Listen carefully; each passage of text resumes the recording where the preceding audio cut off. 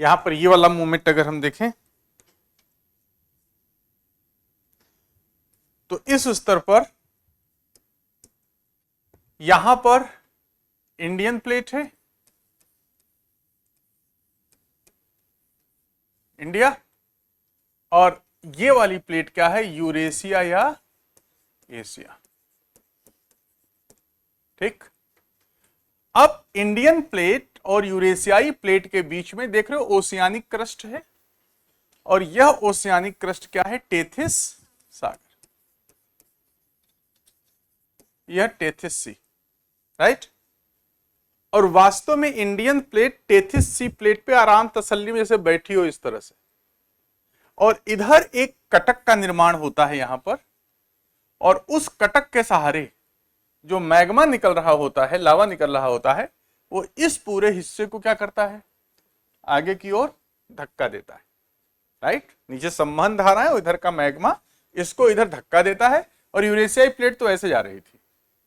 जब इसको यहां पे धक्का देता है तो पहले चरण में जो यह ओशियानिक, जो यहां पर यह क्रस्ट है, यह ओशियानिक क्रस्ट जो होगी वो क्या होगी, वह यूरेशियाई प्लेट के नीचे जाएगी, क्योंकि यह बेसाल्ट निर्मित है और यह ग्रेनाइट निर्मित है। और जब यह नीचे जाएगी तो इस प्रक्रिया में ज्वालामुखी उद्गार होंगे, और कम घनत्व वाली प्लेट जब ऊपर रहेगी उस पर प्रेशर पड़ेगा, तो कम घनत्व वाली प्लेट की तरफ यहां वलित पर्वतों का क्या होगा, निर्माण होगा, और जो ज्वालामुखी उद्गार हैं वो वलित पर्वतों के साथ क्या होंगे, जुड़ जाएंगे, राइट।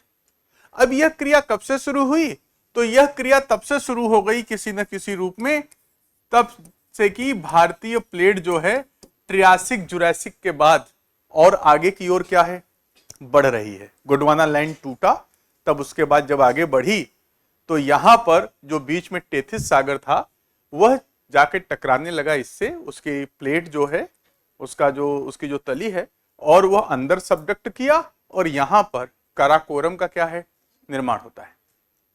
अब यह होता है कि जब प्लेट जाके टकराती है, कोई हिस्सा नीचे जाता है, तो कुछ समय बाद दोनों प्लेट के बीच घर्षण बल काम करता है, तो इसकी गति लगातार एक जैसी नहीं बनी रहती है, राइट।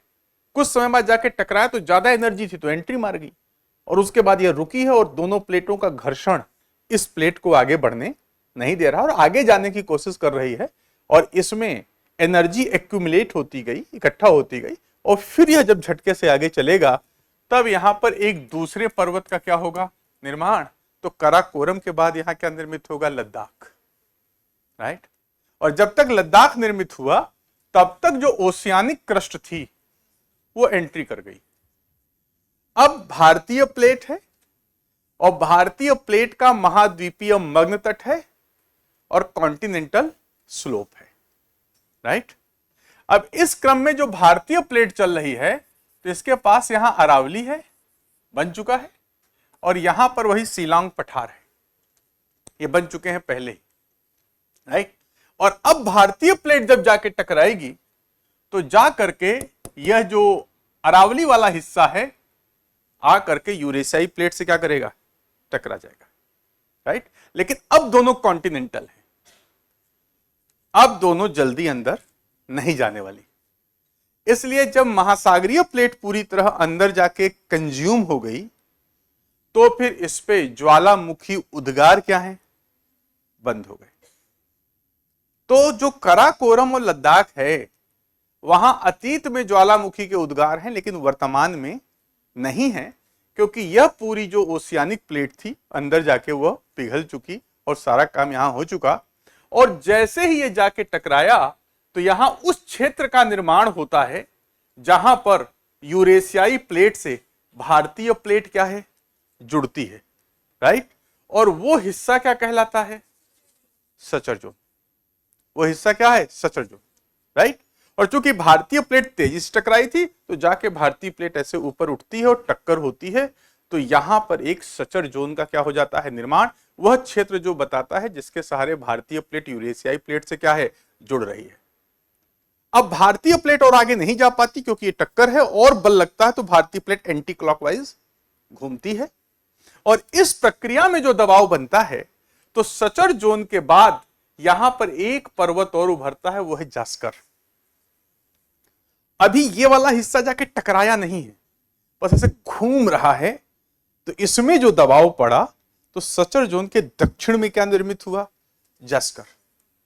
और जब यह हिस्सा पूरा घूम करके टक से टकराया तो इधर तो नंगा पर्वत उठ गया था, इसके टकराने से उठा नामचा बरवा, और पूरे में जो दबाव पड़ा उससे यहां पर ग्रेट हिमालय का क्या हो गया, निर्माण हो गया।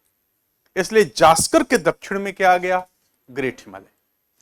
लेकिन जास्कर निर्मित हुआ है किस प्रक्रिया में, ग्रेट हिमालय के निर्मित होने की, घूम रहा है तभी निर्मित हो गया है। तो प्रोसेस तो था कि ग्रेट हिमालय बनता, लेकिन उसके पहले दबाव हल्का था, तो तब तक थोड़ा हिस्सा ऊपर वलित हुआ, तो वो क्या हो गया, जास्कर। अब जब यहां पर यह टक्कर हो गई तो इस टक्कर के बाद यहां वलित पर्वत बना, टक्कर कुछ समय तक शांत रहती है। अब भारतीय प्लेट धीरे धीरे अंदर क्या कर रही है, स्लाइड कर रही है। लेकिन चूंकि दोनों कॉन्टिनेंटल हैं इसलिए बहुत आसानी से अंदर नहीं जाएगा, और सबडक्शन ऐसे नहीं होगा।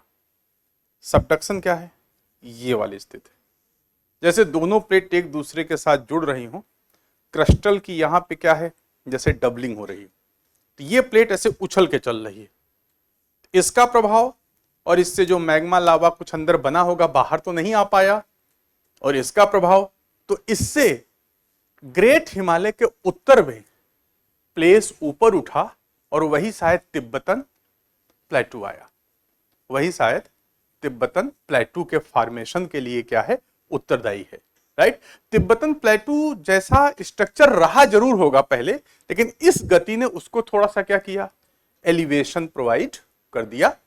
अब नदियां जो बह रही थी वो ग्रेट हिमालय के अवसाद उसके दक्षिण में डालती गई। जब अगली गति हुई तो उससे मध्य हिमालय, और अगली गति हुई तो उससे क्या है, शिवालिक का निर्माण हुआ।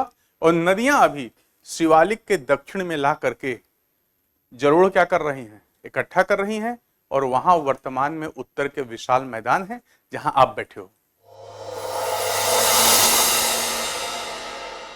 अब एग्जाम की तैयारी को और बेहतर करने के लिए हमारे चैनल को लाइक, शेयर और सब्सक्राइब करना ना भूलें।